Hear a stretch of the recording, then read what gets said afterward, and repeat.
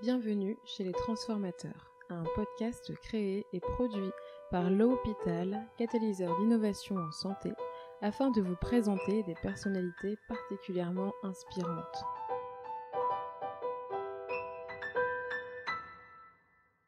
Professionnels de santé, entrepreneurs ou encore écrivains, ils et elles agissent au quotidien pour bouleverser notre système de santé. Je suis Aude Niadanu, la fondatrice de l'Hôpital, et aujourd'hui je reçois Claire Fauchille. Designer spécialisée en santé, Claire dirige le premier Fab Lab hospitalier, un atelier d'innovation et de fabrication numérique pour faciliter le quotidien à l'hôpital. Bonjour Aude, je m'appelle Claire Fauchille, je suis designer et cofondatrice de l'agence de design Humaniteam. Donc on est un studio de design qui est spécialisé dans l'accompagnement de projets d'innovation, d'organisation publique et privée, des projets d'innovation dans la santé et l'accès aux soins. En tout cas pour faciliter le parcours soignant, faciliter le parcours patient et faciliter l'accès aux soins sur le territoire. Ok, est-ce que tu pourrais du coup un peu retracer pour nous ton parcours, par quoi tu as commencé tes études et comment t'en es arrivé à monter ce studio ? J'ai fait un Master 2 en design d'objets à l'École supérieure d'art et design de Reims. Et en fait, je suis arrivée en 4e année et je me posais un petit peu la question du sens du design, de pourquoi réaliser des objets, etc. Et surtout, quel impact social ça pouvait avoir. Et donc, du coup, j'étais très partagée parce que d'un côté, j'avais envie de... Ça n'a rien à voir, mais en tout cas,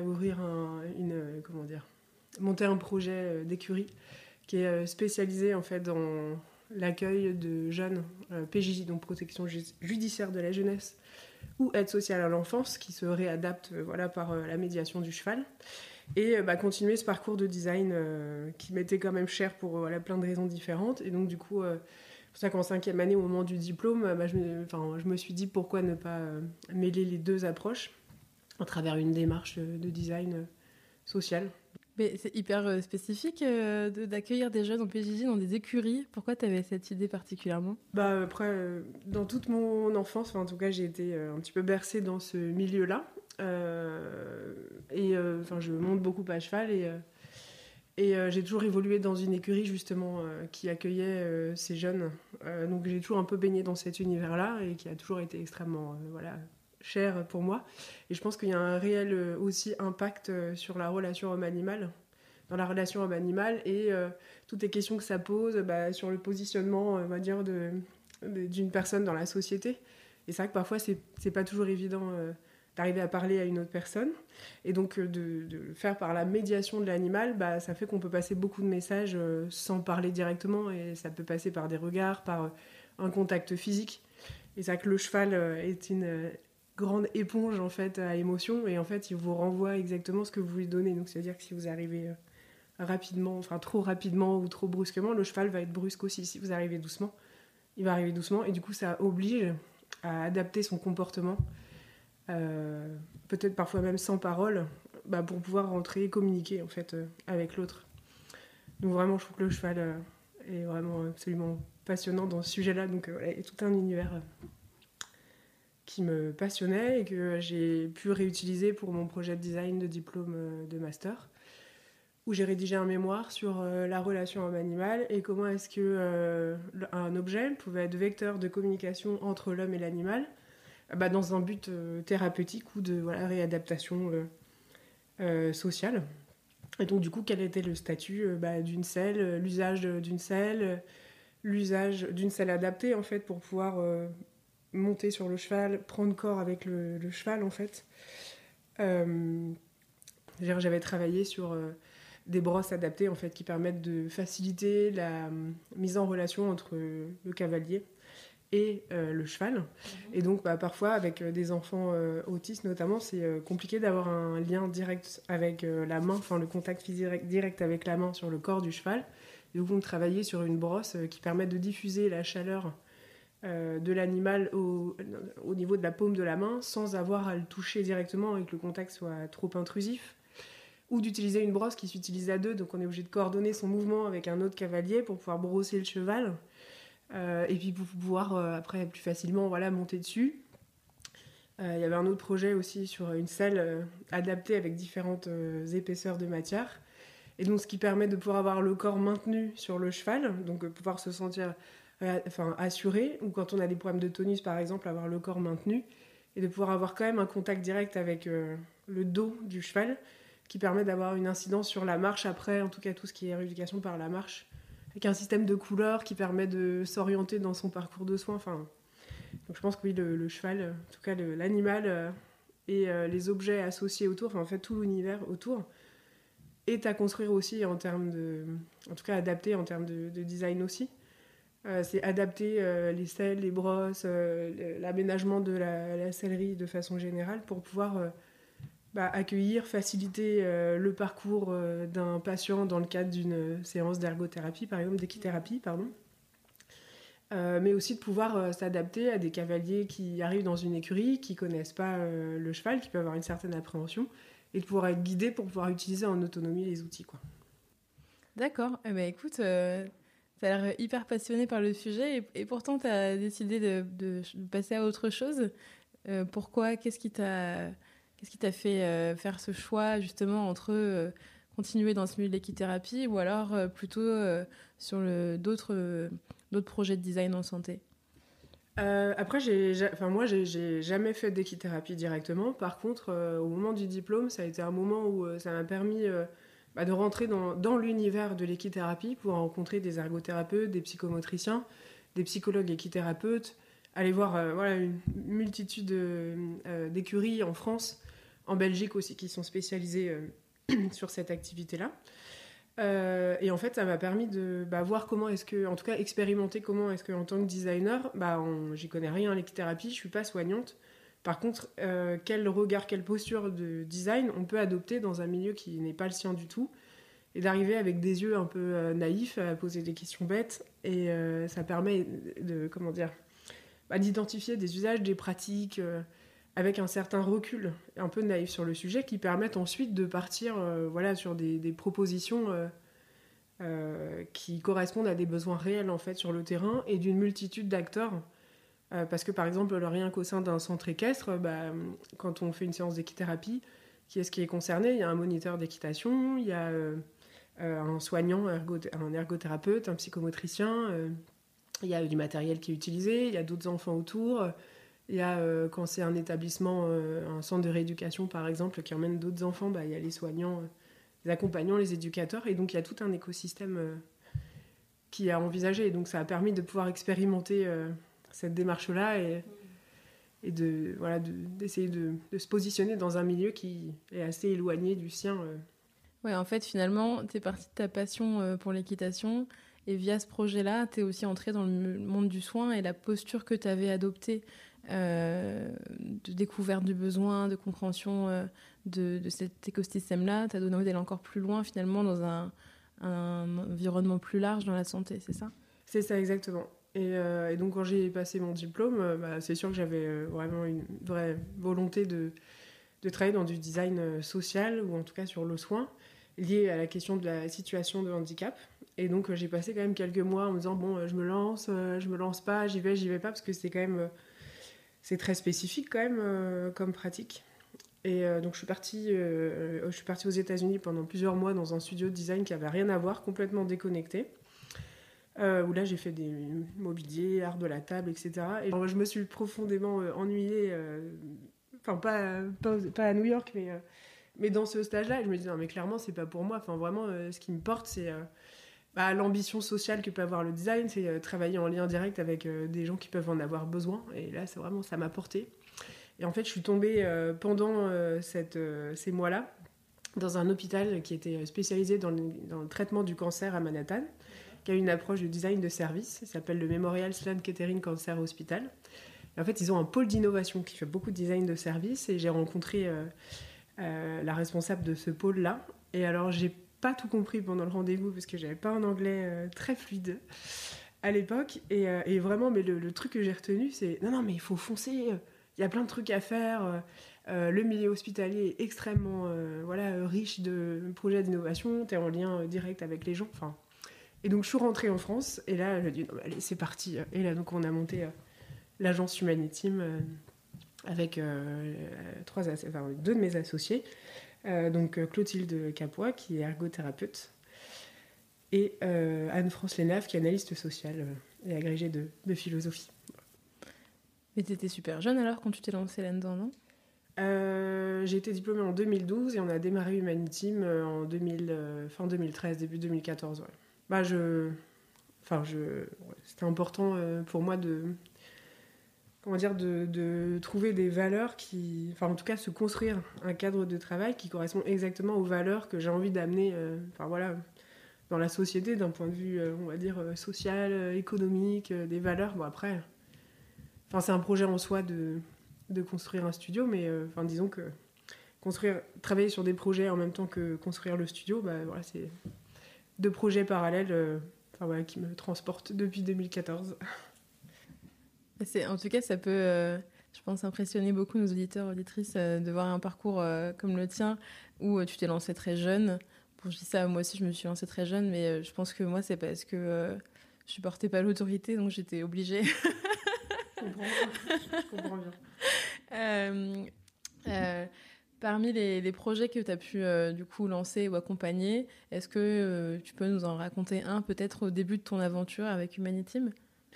Oui, on a alors le premier projet de l'agence, au-delà du projet d'équithérapie, que j'ai d'ailleurs développé avec Clotilde et Anne-France, qui a été vraiment très fondateur, ce projet de master, qui a été très fondateur dans la relation, parce que ça a permis de pouvoir questionner la relation du design avec une approche soignante. Clotilde faisait ses études d'ergothérapie.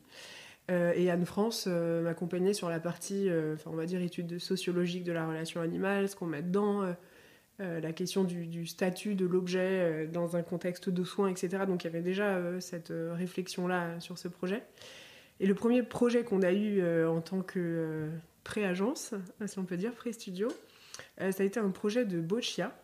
La boccia est un sport pratiqué par des personnes en fauteuil et en fait qui s'apparente un peu à la pétanque. Et donc c'est des jeux de boules bleues et rouges qu'on vient lancer en fait dans un terrain délimité. Et en fait il y a une association sportive qui voulait développer un porte-balles de boccia, parce qu'en fait aujourd'hui il y a très peu de matériel qui existe et en fait les balles tombent et donc les joueurs sont disqualifiés si les balles tombent. Sachant que les joueurs ont parfois des gestes un peu brusques, une façon de se positionner sur le fauteuil qui fait que les balles ne sont pas toujours stables quand elles sont mises devant. Et donc on a travaillé avec cette association et un centre de rééducation motrice à Reims sur la conception d'un porte-balles qui s'adapte à tout type d'accoudoir de fauteuil roulant. Et en fait, ça a posé une vraie question parce qu'il fallait travailler sur une forme d'objet standard à greffer sur des équipements, en tout cas les fauteuils roulants et les accoudoirs qui ne sont pas standards.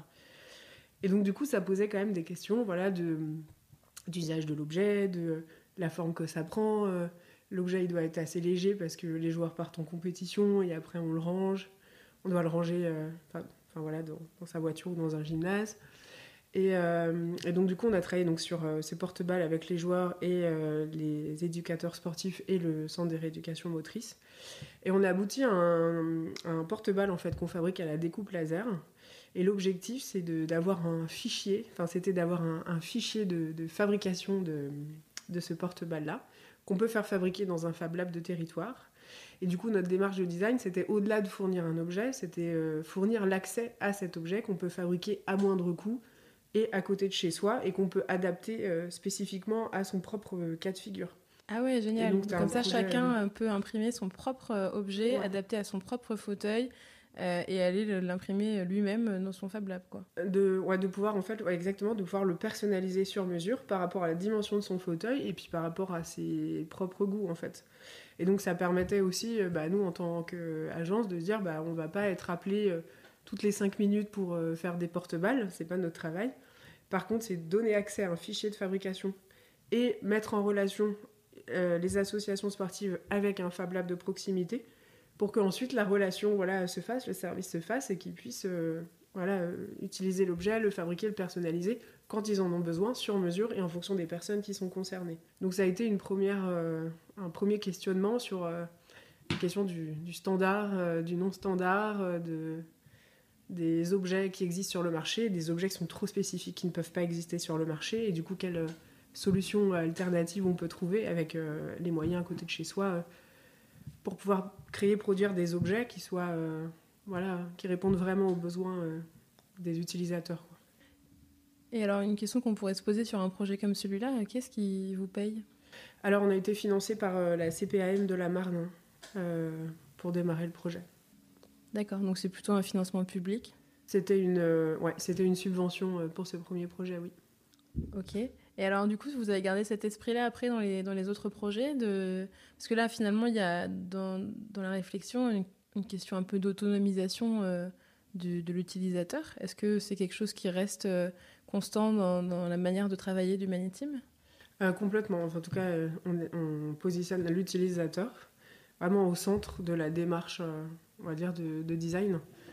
Mais il y a l'utilisateur qui est concerné par l'usage d'un outil, mais il y a aussi toute la cartographie des personnes qui sont aussi concernées par le sujet. Par exemple, sur le porte-balle de Boccia, il y a le joueur, mais il y a aussi l'ergothérapeute qui accompagne le joueur pendant une séance de sport. Il y a l'entraîneur sportif, il y a l'entourage, où est-ce qu'on stocke l'objet, etc. Et donc, du coup, il y a tout un ensemble de personnes qui sont à le solliciter et qui sont chacun, en fait, des maillons de la chaîne à questionner. Il y a l'association aussi, il y a le Fab Lab, etc. Et en fait, il y a tout un ensemble de personnes et des interactions entre ces personnes-là qui sont à questionner, à étudier, pour voir comment est-ce que cet objet-là, il pourra exister dans la vraie vie. Et donc partir d'une idée, une intuition de départ ou un problème donné, et d'arriver à prototyper des choses qui ne sont pas parfaites, mais qu'on développe aussi au fur et à mesure avec les équipes, et puis qui permettent après d'exister dans la vraie vie. Et alors, est-ce que vous produisez toujours des objets ? Est-ce que tout se concentre sur des produits physiques ou vous avez aussi d'autres types de projets ? Alors, on a d'autres types de projets. En fait, l'approche qu'on a, c'est que dans cette démarche de design, c'est de partir d'un besoin ou d'une situation très concrète pour ensuite aboutir à des formats de solutions qui répondent aux besoins. Donc ça peut être la conception d'un objet, comme on disait, ça peut être la conception d'un service, ça peut être la conception d'une solution organisationnelle, d'un support de communication ou mise en place d'un système, mais qui répondent aux besoins. C'est-à-dire qu'on n'a pas d'idée ou une interface numérique, mais on n'a pas d'idée préconçue du format de la solution, parce qu'il y a vraiment la partie d'étude des usages, des habitudes, des pratiques en fait, dans le groupe d'utilisateurs qui va nous guider dans la forme de la solution. Par exemple, on a travaillé avec le conseil départemental du Val d'Oise sur un projet autour de la mortalité périnatale sur le territoire et quelles solutions on peut trouver pour maintenir les femmes en situation de précarité dans un parcours de grossesse ou les faire entrer dans un parcours de grossesse en fait, pour justement limiter les risques de prématurité et de risques de mortalité périnatale. Et donc, pendant plusieurs mois, on a rencontré des associations sur le territoire dans le Val d'Oise qui accompagnent les femmes en fait, en situation de précarité. On a travaillé aux urgences en fait, de différents hôpitaux qui sont souvent les points d'entrée dans le parcours de soins des femmes, des PMI sur le territoire, pour essayer de comprendre pourquoi est-ce qu'il y avait des blocages justement par rapport à l'entrée ou au maintien dans ce parcours de soins. Et donc avec plusieurs ateliers auprès des femmes du territoire, d'associations et du conseil de la mission innovation du conseil départemental du Val d'Oise, on a abouti à la conception d'un service qui s'appelle les Mamavos. Et en fait, c'est un service de marrainage entre les femmes qui a vocation à accompagner des femmes qui ont des difficultés dans le parcours de grossesse, avec d'autres femmes qui, elles, sont déjà passées par ce parcours de grossesse, qui connaissent bien le territoire, et qui permettent qui ont des outils en fait, et qui permettent d'accompagner la femme, l'informer sur des informations qui sont non médicales, mais qui participent à, on va dire, son parcours de grossesse, pour pouvoir protéger cette femme-là, l'informer et l'orienter en fait vers les acteurs de territoire. En fait, il y a une super Mamavo. La super Mamavo, c'est une personne qui est, on va dire, engagée par le conseil départemental du Val d'Oise et qui a une liste des marraines sur le territoire, qui sont répertoriées comme marraines. Donc la sage-femme, par exemple, quand elle identifie une femme qui a besoin d'être marrainée, par exemple, on pourrait avoir besoin d'être marrainée. Par exemple, vous parlez pas bien français, vous arrivez sur le territoire et par exemple, il y a une certaine appréhension de se dire « Oh non mais j'ai pas de sous, j'ai pas de carte d'identité, si j'ai pas de sous, je vais pas pouvoir aller me faire soigner. » Donc, je vais faire un rendez-vous chez la sage-femme. Je comprends pas la sécurité sociale, comment ça fonctionne, la CPAM, à qui je dois envoyer quoi, enfin, complètement perdu. Ouais, c'est compliqué quand même. Hein. C'est hyper compliqué. Ouais. Et donc, du coup, la sage-femme, elle identifie qu'il y a un besoin, donc elle appelle la super mamavo. Et la super mamavo, elle met en relation cette femme-là avec une bénévole du territoire. Qui s'appelle une mamavo. Qui est une mamavo, exactement. Ouais. Et donc, la mamavo accompagne cette femme qui en a besoin en disant, voilà, je vais t'aider à remplir ton formulaire pour la CPAM. Donc, c'est-à-dire qu'elle n'accompagne pas la femme sur des questions médicales, ça c'est vraiment le travail de la sage-femme. Mais la mamavo, elle peut quand même soulager la sage-femme de dire je vais l'aider à remplir, à lui expliquer le fonctionnement de la CPM, de la sécurité sociale, pour pouvoir l'aiguiller. Ou par exemple, il y a une femme qui est un peu déconnectée de ses racines et qui a besoin d'accepter sa grossesse plus facilement. Et par exemple, elle cherche une certaine tenue ou de pouvoir être mise en relation avec d'autres femmes pour se sentir rentrer dans une communauté. Et donc, du coup, ça permet de pouvoir montrer son quartier. Viens voir ici, on peut aller acheter ça. Je vais te mettre en relation avec d'autres amis pour la faire rentrer en fait, dans un parcours qui lui donne confiance et qui permet de rentrer dans un parcours de soins. Ouais, elle sera mieux entourée et tout ça. Ouais, c'est ça. Et donc, on a travaillé sur Donc, ce service des mamavos, en fait, propose différents outils qui peuvent aller de vidéos tutoriels pour pouvoir expliquer la grossesse, les différents parcours, un parcours administratif par exemple, de pouvoir éviter de faire la queue trop longtemps à la préfecture et de rester trop longtemps debout, ou d'essayer de la mettre en contact avec d'autres associations, qui sont vraiment des relais sur le territoire. Et donc là, c'est typiquement la création d'un service où il n'y a pas d'objet, mais c'est un travail de mise en relation qui s'appuie sur les outils déjà existants.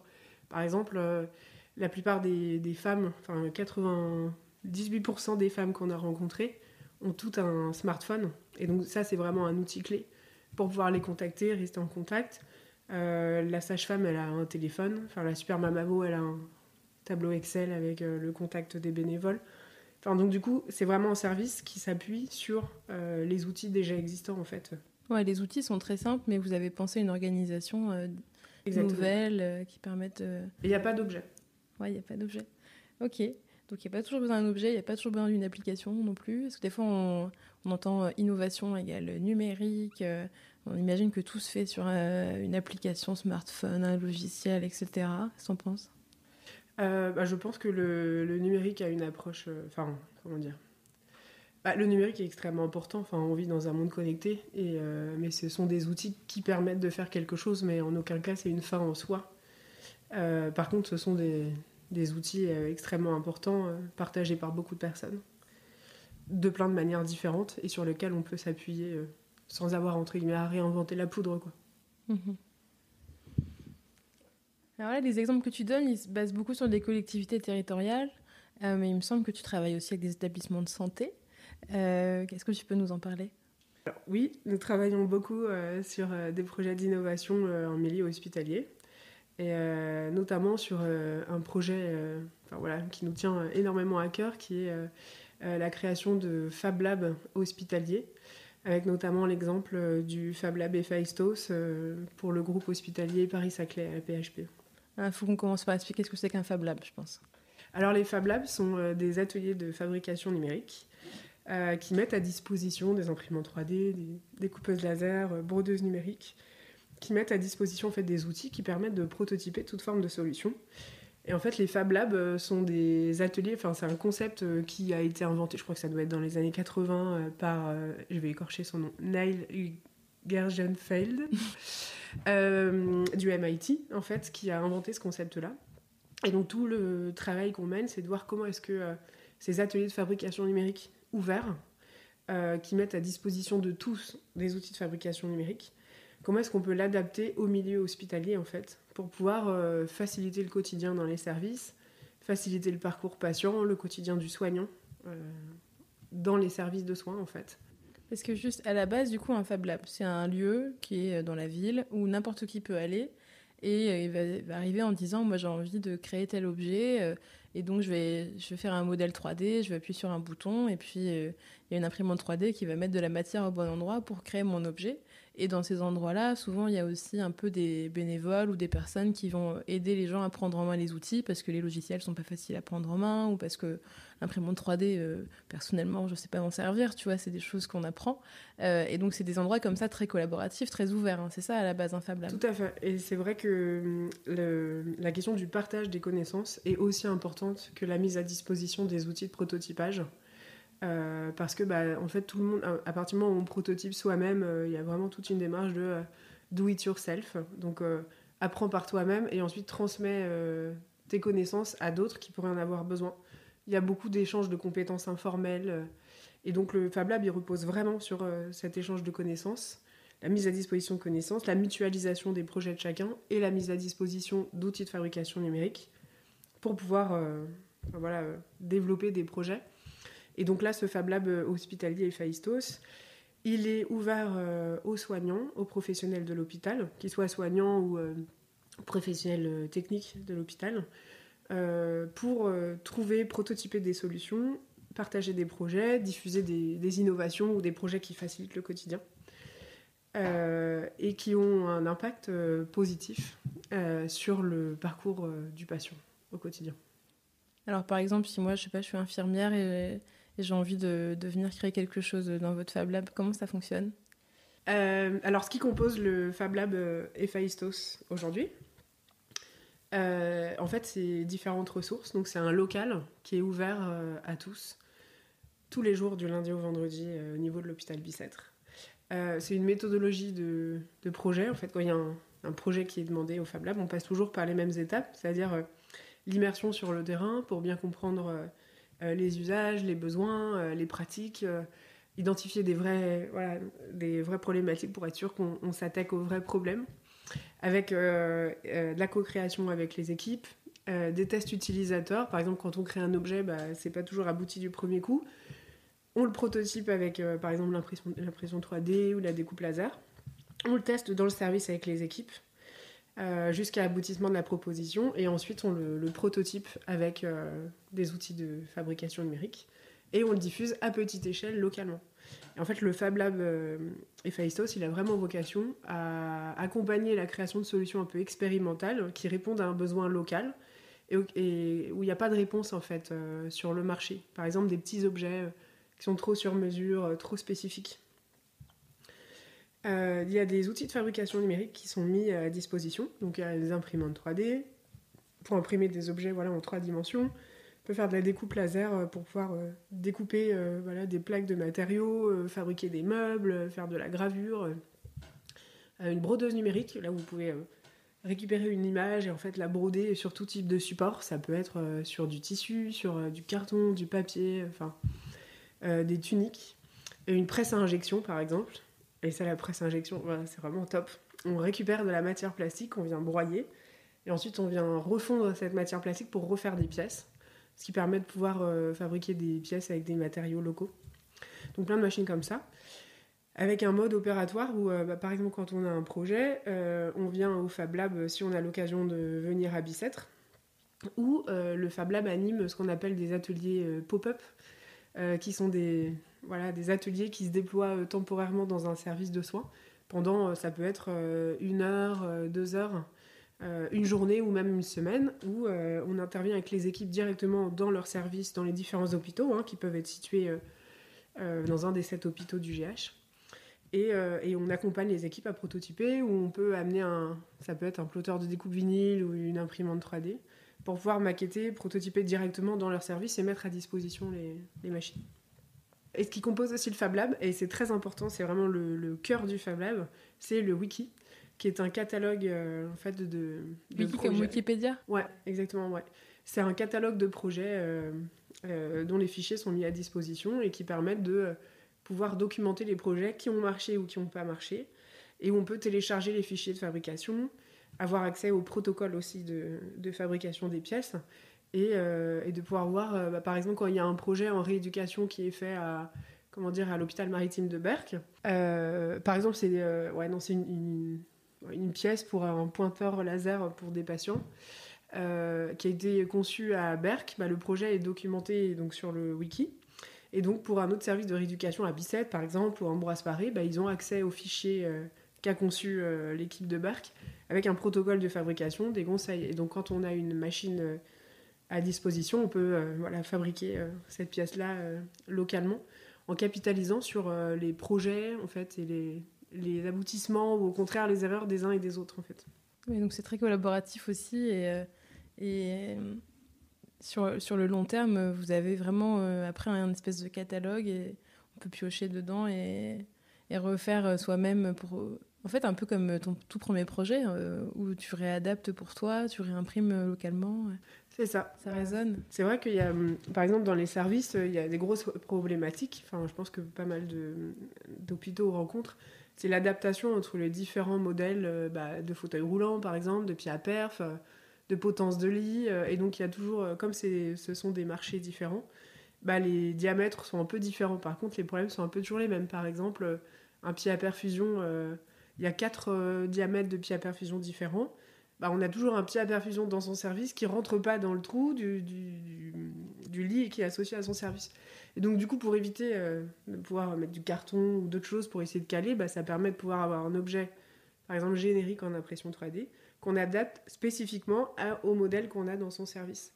Et donc, à chaque fois, on ne va pas réinventer un objet. Enfin, s'il y a un service qui a déjà été confronté au problème, on va rechercher dans la base de données, il y a un petit serpent, en fait, qu'on a conçu. Et donc, on a juste à modifier, paramétrer la taille et on va l'imprimer localement avec un matériau qui a été validé par les équipes opérationnelles d'hygiène, qui a déjà été validé, où tout le process a été validé. Ce qui fait qu'on n'a pas à réinventer tout à chaque fois. Mais on capitalise vraiment sur les projets des uns et des autres. Ok. Est-ce que tu peux nous donner un exemple d'un projet qui a été mené avec le Fab Lab, qui a été peut-être amené par un professionnel de santé ? En fait, le Fab Lab Héphaïstos n'est pas né, on va dire, du jour au lendemain. Ce nouveau service hospitalier, il s'est vraiment construit progressivement, et notamment sur un projet fondateur, donc qui a été à l'initiative de Guillaume Écarlin, directeur des achats, logistique et qualité hôtelière donc du GH Paris-Saclay, avait identifié des problématiques d'usage des équipements pour les brancardiers pour faciliter le transfert du patient donc pendant le brancardage. Et donc, il a mis en place un projet pilote avec les équipes de brancardiers à Bicêtre et le service de cardiologie à Bicêtre pour qu'avec notre équipe, on puisse travailler sur l'identification de ces problèmes d'usage. Par exemple, un brancardier qui arrive dans le service, qui ne trouve pas de pied à perfusion, qui passe une demi-heure à en chercher un dans le service, où il a trouvé un pied à perfusion, le pied à perf ne rentre pas dans le trou du lit, donc du coup, ça veut dire qu'il faut une autre personne pour porter le pied à perf pour pas... clamper le patient avec la poche à perfusion, ou par exemple l'infirmière qui est sollicitée par un autre patient pour aller ramener l'urinal qui n'est pas à côté du lit, du coup elle prend du retard sur la préparation du patient. Ensuite le patient qui est transféré par exemple avec les fils du pouce-seringue qui traînent par terre, du coup on roule dessus, du coup on abîme le matériel et il n'est pas forcément rechargé quand il est remis en réserve. En fait plein de petits problèmes comme ça qui gênait le transfert du patient, à la fois pour le brancardier, mais aussi pour les équipes soignantes au moment du transfert. Et donc, on a travaillé en co-conception avec les équipes de brancardiers et les infirmières de la cardio pour travailler sur des petites solutions, des petits objets greffes, en fait, qu'on appelle les accrocheurs, qui sont des petits objets en impression 3D, qui ont une forme de petits animaux. Donc, il y a le taureau, la pieuvre, le serpent, le crabe, et qui permettent de créer des micro-compatibilités en fait, entre les équipements, les pieds à perf, les fauteuils, etc., pour pouvoir faciliter leur usage au quotidien et fluidifier, on va dire, le parcours du soignant et celui du patient. Donc on a fait 3 ateliers de co-conception avec les brancardiers où au départ on dit voilà les problématiques d'usage qu'on a identifiées, est-ce que ce sont des vrais problèmes, est-ce que vous les rencontrez souvent, pour s'assurer que ce sont bien des problèmes récurrents et sur lesquels il y a un intérêt d'intervenir. Mm-hmm. Et on a commencé à maqueter avec les brancardiers, en fait, avec de la pâte à modeler sur les pieds à perf, les fauteuils, pour essayer de valider rapidement en usage avec des maquettes qu'on va appeler quick and dirty pour se lâcher aussi sur la forme et se dire on s'en fout si l'objet c'est pas il est pas superbe dès le départ. En tout cas de pouvoir avoir un retour rapide des brancardiers en disant voilà le taureau qu'on va mettre sur les potences de lit pour faciliter l'accroche des pieds à perf quand il y en a pas dans le service. Est-ce que cette forme là ça va? Oui, mais là du coup la poche je la mets là. Là mais attends parce que moi quand je transfère mon patient je prends des tournants, du coup la poche, donc vraiment c'est sur un peu de la dentelle sur la forme de l'objet, l'usage, la façon dont il est utilisé. Est-ce que le brancardier il le met dans sa poche, est-ce qu'il part avec lui, est-ce qu'au contraire il est dans le service, est-ce que c'est le cadre de santé qu'il a, c'est de questionner toute la chaîne d'utilisation. Et donc on a abouti à ces petits objets en impression 3D qui sont des animaux dont la forme est on va dire générique et qu'on peut adapter en termes de dimension à chaque modèle d'équipement. Et donc il y a un des 3 ateliers où on a posé une première imprimante 3D chez les brancardiers pour pouvoir montrer comment est-ce qu'on fabrique les objets, pouvoir les prototyper. Et pendant la course du brancardier, on imprime un objet. Pendant qu'ils font leur course, ils reviennent, on prend la pièce, on va la retester pour être vraiment dans l'essai-erreur rapide et valider ou invalider rapidement des propositions. Et on a commencé à constituer avec ces équipes justement un premier wiki, première base de données avec ces 5 objets-là. Et donc Guillaume et Carlin se disaient, pendant ce projet des accrocheurs, il y a eu une bonne dizaine de projets en disant, les gens sont passés voir l'imprimante 3D chez les brancardiers, donc il y a eu des équipes soignantes qui sont descendues chez les brancardiers, il y en a d'autres qui sont remontées, ça a fait tout un défilement. En fait. Et en fait, ça bouche à oreille. Et en fait, le fait de représenter la machine, il y a eu beaucoup de soignants qui se sont dit « Ah, mais je vois ce qu'on peut faire avec. Attendez, venez voir dans mon service. Moi, j'ai un autre truc. » Et en fait, ça a amené une quinzaine de projets. Et donc, Guillaume se disait c'est quand même dommage d'avoir autant de problématiques de terrain auxquelles des outils pourraient répondre. Et comment est-ce qu'on peut créer un service qui permette de faciliter la remontée de ces besoins très concrets sur le terrain. Et comment est-ce que les outils de fabrication numérique, comment est-ce qu'on donne accès aux services à ces outils-là, et comment est-ce qu'on diffuse ces objets en les intégrant en fait dans les protocoles existants de l'hôpital. Parce que par exemple, c'est quand même pas anodin d'envoyer un objet imprimé en 3D dans un service, ça pose des questions de responsabilité, de matière qui est choisie, de protocole d'utilisation, de protocole de nettoyage, de choix de matière, pour les intégrer en fait dans le quotidien de l'hôpital. Et donc du coup, c'est pour ça que ce service a été en construction. Et aujourd'hui, le Fab Lab compte plus de 155 projets portés par les soignants et les professionnels de l'hôpital. Et plus de 7000 pièces diffusées au niveau du groupe hospitalier, avec des niveaux de projet qui sont très différents. Par exemple, on peut travailler aussi bien sur un crochet qui permet de faciliter l'accroche des poubelles à seringues sur les chariots, pour éviter de se piquer, parce que les crochets existants ne correspondent pas au type de poubelle. Donc du coup, plutôt que de fixer avec du scotch, on peut travailler sur un petit objet vraiment sur mesure. Jusqu'à des projets beaucoup plus complexes, comme par exemple le service de psychiatrie à Bicêtre, qui voulait travailler sur un projet d'innovation sur le lien social, questionner le lien social dans un service de psychiatrie, et avec qui on a travaillé sur la mise en scène, par exemple, de la télévision dans le service, pour que la télévision devienne un support au parcours de soins du soignant et qu'elle soit plus ouverte en fait toute la journée en continu, mais qu'elle puisse vraiment avoir une place dans le parcours de soins du patient. Donc par exemple pour justement comment arriver à créer des petits outils facilitateurs qui permettent de faciliter la création de contacts entre les soignants et les patients.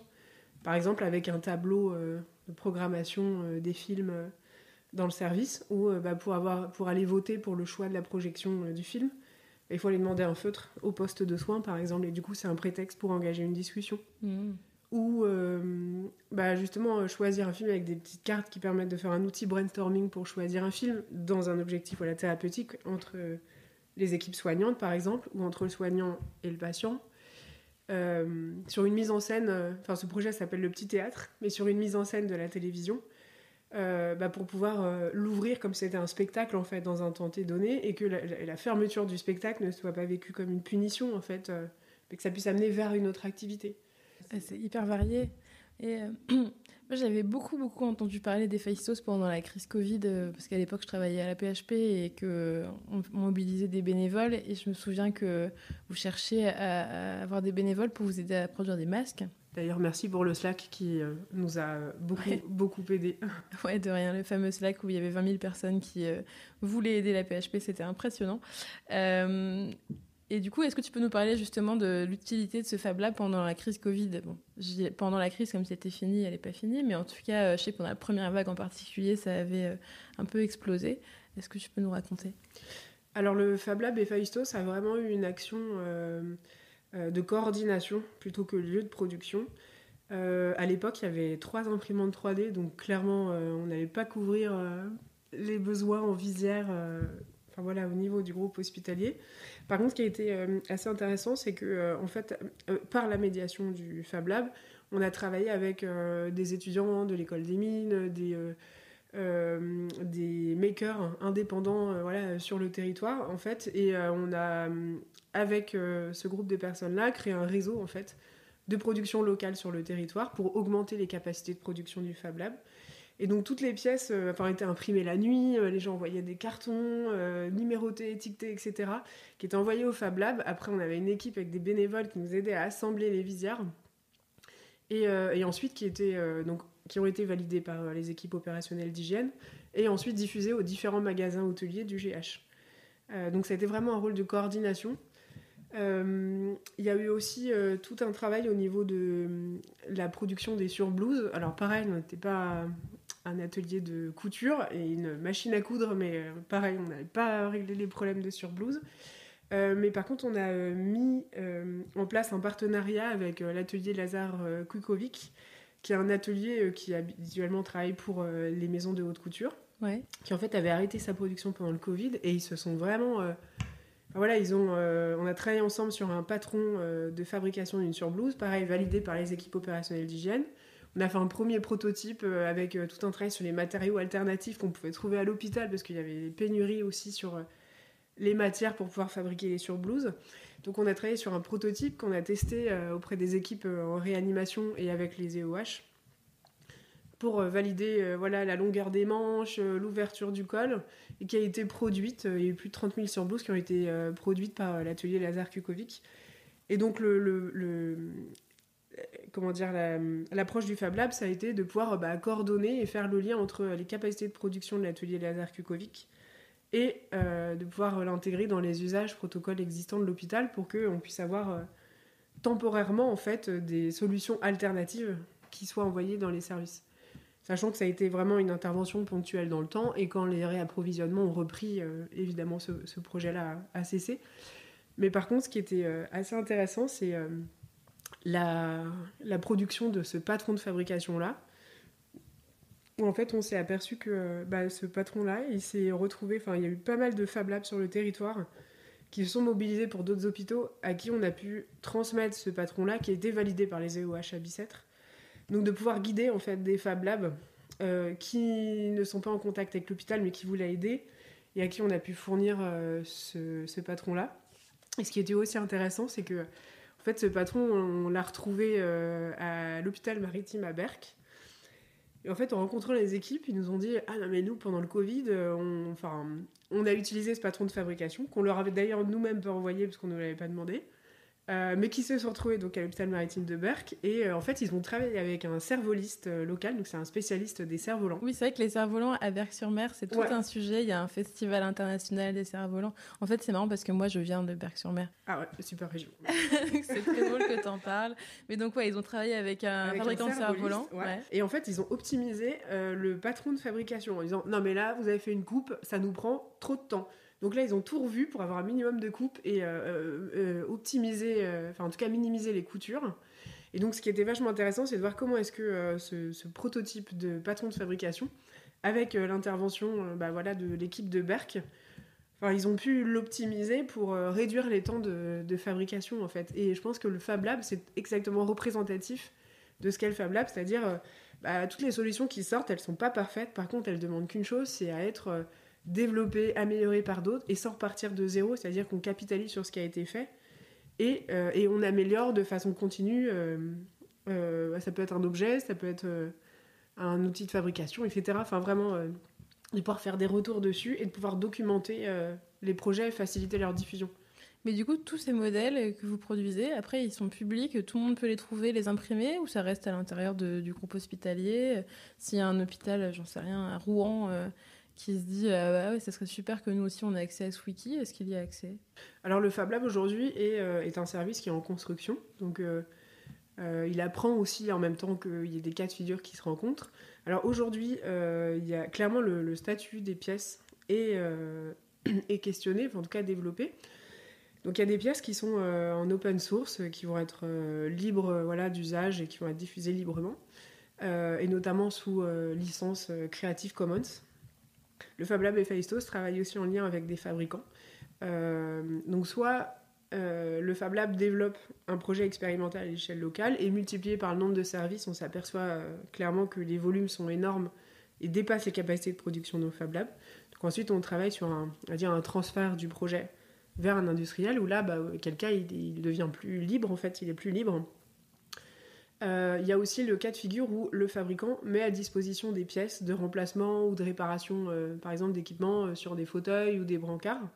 Donc là, clairement, le fabricant met à disposition une pièce, un fichier sur le wiki, où là, la diffusion, non, elle n'est pas libre, elle est encadrée. Enfin, je veux dire, il y a une personne qui est habilitée à produire cet objet-là, selon un protocole qualité bien identifié. Donc clairement, elle n'est pas diffusée en open source.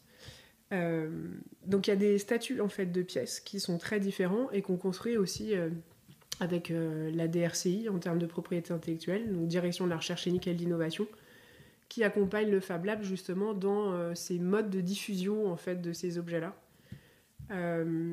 L'ambition première du Fab Lab Héphaïstos n'est pas de développer des objets qui ont une visée industrielle ou commerciale. C'est beaucoup de projets qui ont vocation à être diffusés de façon libre entre les services du GH. Et ce qu'on est en train de construire, c'est aussi à l'extérieur du groupe hospitalier et peut-être aussi à l'extérieur de la PHP, parce qu'il y a eu pas mal d'autres demandes, mais de construire aussi le potentiel de diffusion d'un objet qui pourrait avoir des ambitions industrielles et commerciales derrière. Parce que la question du modèle économique du Fab Lab se pose pour pouvoir être au point d'équilibre. Donc, c'est en construction. Ok. Bah, écoute, merci beaucoup pour toutes ces explications hyper concrètes sur comment ça fonctionne le Fab Lab. J'aimerais qu'on revienne un petit peu plus sur toi, finalement, comment tu t'es construite tout au long de ces expériences-là et qu'est-ce qui te guide, en fait? Quel est ton fil conducteur? Qu'est-ce qui te motive à faire tout ça? Ce qui me motive, c'est que vraiment, en tout cas, le milieu hospitalier et le milieu de la santé vraiment me passionne littéralement parce que je trouve qu'on ne travaille pas du tout de la même manière avec un service de réanimation qu'un service de gériatrie ou avec la chambre mortuaire ou avec la direction des soins. Et donc à chaque fois, c'est une histoire, déjà c'est une culture à apprendre, ce que je trouve absolument passionnant. Donc du coup, de se retrouver un peu dans une posture de... et ce qui est le cas d'ailleurs, vous êtes expert de votre quotidien et nous on est là pour essayer de comprendre votre quotidien et décortiquer, poser des questions naïves et qui vont nous permettre de pouvoir accompagner les équipes à co-construire des solutions qui répondent à des vrais problèmes très concrets. Le fait qu'on puisse travailler sur des projets qui peuvent avoir une incidence réelle auprès de soignants ou auprès de patients, vraiment c'est quelque chose qui est extrêmement motivant. Et c'est vrai qu'avec mon équipe, c'est le fait de partir d'un problème, on va dire, qui part du terrain au quotidien, le poser sur une table à un moment donné et de se dire qu'on peut aboutir à une solution qui va exister dans la vraie vie et que en tant que designer, vraiment, c'est extrêmement important pour moi, c'est de dépasser le stade des slides en disant c'est un super projet, c'est magnifique, c'est beau, ok, c'est cool, mais concrètement, jusqu'où on va pour travailler avec toutes les équipes qui gravitent par exemple à l'hôpital et qui sont concernées par le projet, par son mode de diffusion, pour l'encadrer, que ça se passe qu'on puisse aller jusque dans la vraie vie et que quand l'objet arrive dans le service et utilisé au quotidien, avec un suivi en disant bon bah voilà, ça fait 3 mois, 6 mois que le projet il existe, ce qu'on en retire, alors vraiment ouais, je trouve ça grisant quoi. Ouais. Je vais terminer le podcast avec les 2 questions que je pose toujours. Donc la première, c'est est-ce que tu as une devise ? Oui, je pense que si je devais en avoir une, ce serait la porte est fermée, on passe par la fenêtre. Pourquoi ? Parce que je pense qu'il ne faut pas s'arrêter à un problème donné. Enfin, il y a plein de facteurs qui rentrent en compte et qu'à un moment donné, on ne peut pas rester là les bras ballants en disant bah, ça ne marche pas.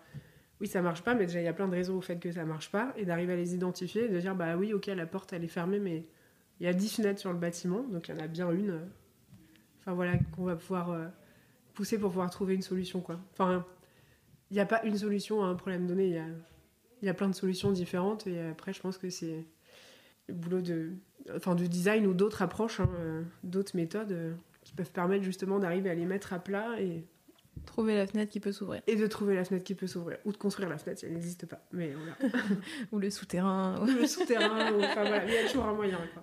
D'accord, bah, c'est hyper inspirant. Et donc la dernière question classique, c'est à ton avis, qui sont les prochains invités qu'on devrait contacter pour le podcast ? Est-ce que tu connais d'autres transformateurs ou transformatrices que tu nous recommandes ? Sans hésitation, vous pouvez contacter l'association iFabrique qui fait un boulot vraiment super et qui forme des jeunes éloignés de l'emploi aux outils de fabrication numérique dans le secteur médico-social. Et vraiment, voilà, vous pouvez contacter Céline Martineau.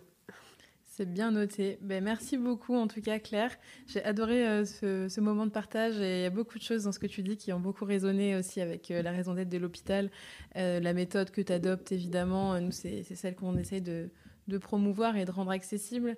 Le fait que derrière vous soyez aussi sur du partage de compétences, sur permettre aux soignants aussi de régler leurs problèmes avec des outils nouveaux, etc. Bah, c'est aussi ce que nous on essaye de faire avec l'hôpital. Donc c'est vraiment un plaisir de t'avoir écouté, de t'avoir interrogé, d'avoir partagé ce moment. Et puis moi, j'espère personnellement qu'on va avoir des occasions de travailler ensemble parce que ce qu'on fait est assez complémentaire, je pense, en tout cas dans le même état d'esprit. Donc voilà, merci beaucoup Claire. Et d'ailleurs, je fais un petit clin d'œil à Jamila, notre stagiaire, qui d'ailleurs monte une grosse partie des podcasts, qui nous avait été chaudement recommandée par Claire, puisqu'elle a fait un stage chez Humanitime avant de faire un stage chez l'hôpital. En tout cas, merci beaucoup Aude. On a été ravis de pouvoir intervenir sur ce podcast-là et on espère pouvoir travailler ensemble pour la suite. Avec plaisir. Merci d'avoir écouté cet épisode des Transformateurs. J'espère qu'il vous a plu. Si c'est le cas, je vous invite à le partager autour de vous, à laisser 5 étoiles et à vous abonner. Transformer le système de santé, c'est justement le cœur de la mission de l'hôpital. Pour en savoir plus, rendez-vous sur les réseaux sociaux ou sur notre site l'hôpital.care, C-A-R-E.